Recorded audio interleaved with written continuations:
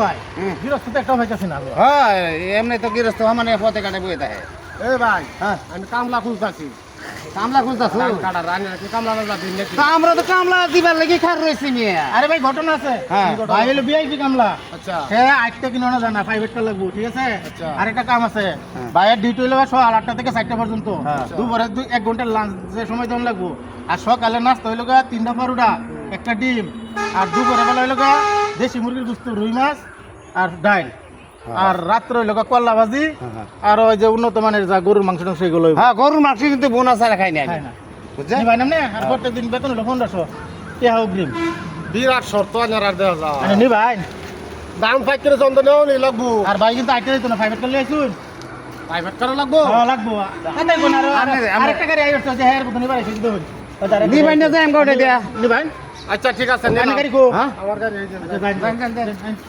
ধান কাটবার রে মনে এ বড় ভাই উড়ন উড়ন উড়ন যান যান যাই